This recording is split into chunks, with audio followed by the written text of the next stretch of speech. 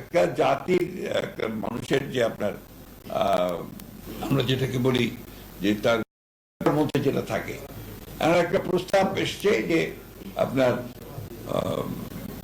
Representative vote, অর্থাৎ আপনার PR, অর্থাৎ আপনার প্রপোর্শনেট রিপ্রেজেন্টেটিভ, এই বিষয়টা অনেক দেশে আছে, অবশ্যই আছে, কিন্তু এটার সঙ্গে আমাদের দেশের মানুষ কিন্তু খুব বেশি পরিচিত না। আমরা অ্যাডাল্ট ফ্র্যাঞ্চাইজ বুঝি, অর্থাৎ এক ব্যক্তি এক ভোট, এটাকে আমরা বুঝি।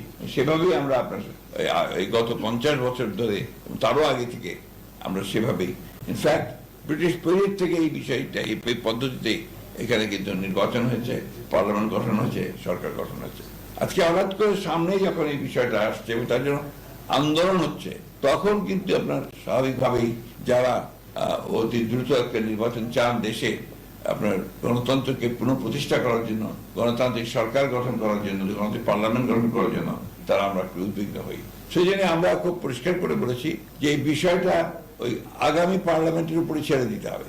আগামী পার্লামেন্টের প্রতিনিধিরা যদি মনে করে যে তারা তারপর থেকে পিআরে যাবেন, জনগণ যদি মনে করে যে পিআরে যাবে, আর তা নাহলে এখন পিআর দিলে তো জনগণ বুঝবেই না যে এটা আপনার কিভাবে তারা এই বিষয়টাতে আসবে।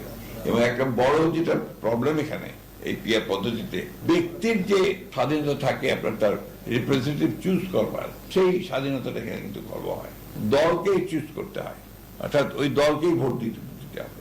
কোনো গোবিন্দ বাবু আজকে 4 নম্বরের জন্য চাচ্ছেন, এটা ইম্পর্টেন্ট হবে না, যে দল থেকে চাচ্ছেন সেটা ইম্পর্টেন্ট হবে। দল নমিনেশন দেবে, পরে তাদেরকে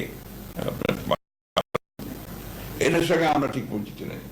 আমরা জানি যে গোবিন্দ বাবু যেখানে নির্বাচন করছেন, সেই সিটে জনগণ তাদের পছন্দ মতো ব্যক্তি, সেটা দলের লোকই হবে, তাদেরকে ওইভাবে করতে হবে।